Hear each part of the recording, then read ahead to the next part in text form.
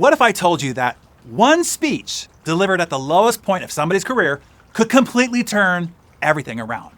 What if I told you that 30 minutes on television could save a political career that seemed destined for destruction? Today, I want to share with you one of the most remarkable comeback stories in American political history. A story about when your back is against the wall, when everybody wants you to quit, when the entire world is watching.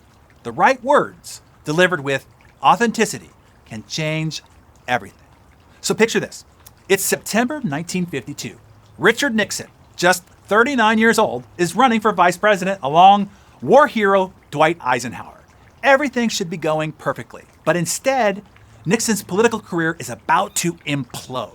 The New York Post has just broken a story about an $18,000 slush fund set up by Nixon's supporters. Now, $18,000 in 1952 is about $200,000 today, not chump change. The headlines were brutal.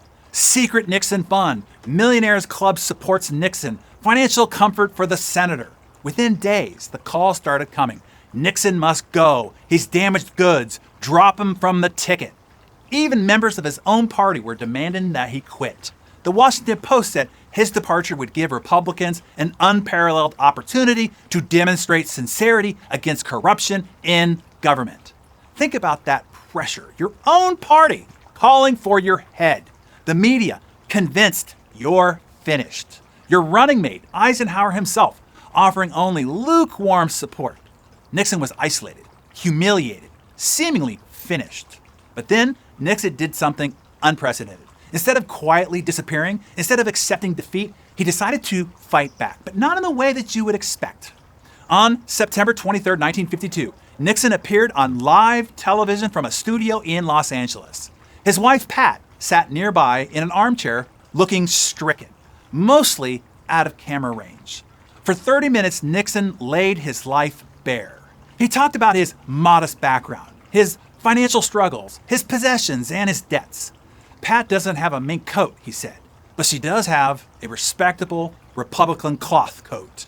He detailed every dollar of the controversial fund, $6,100 for stationery, $3,430 for travel, not 1 cent for personal use, he said.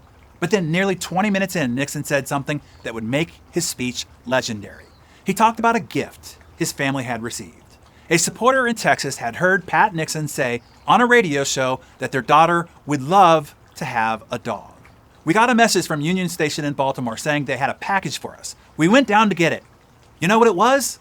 It was a little Cocker Spaniel dog in a crate, sent all the way from Texas, black and white, spotted. And our little girl, Tricia, the 6-year-old, named it Checkers. Then came the line that saved his career. You know, the kids, like all kids, love the dog. And I just want to say this right now, that regardless of what they say about it, we're going to keep it.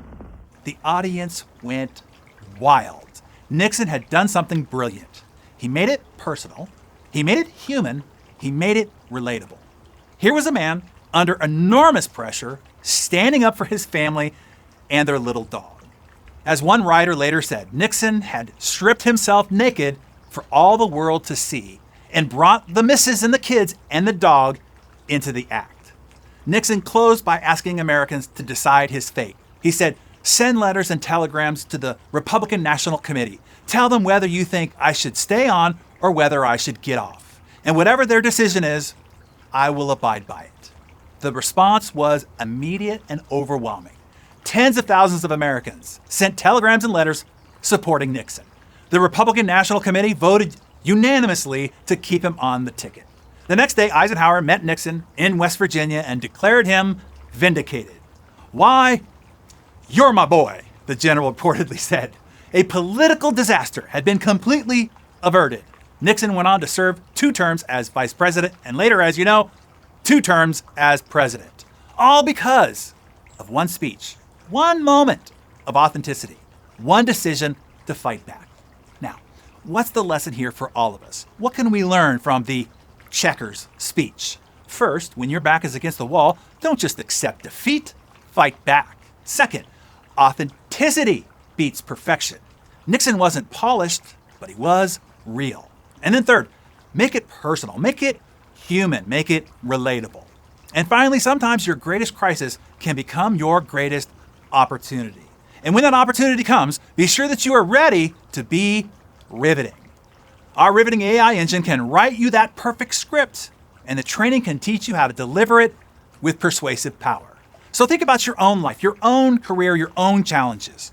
When have you faced a moment of crisis where everybody expected you to quit? What if instead of retreating, you stepped forward? What if instead of hiding, you spoke your truth? What if your lowest moment became your launching pad?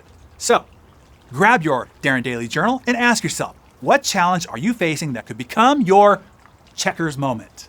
What truth do you need to tell? What stand do you need to take? What fight do you need to fight? Because sometimes one speech, one moment of courage, one decision to be authentic can change everything. So, share with us below what's your truth that needs to be told. And share this Darren Daily widely. I'm sure there are several in your circle who need to hear this encouragement.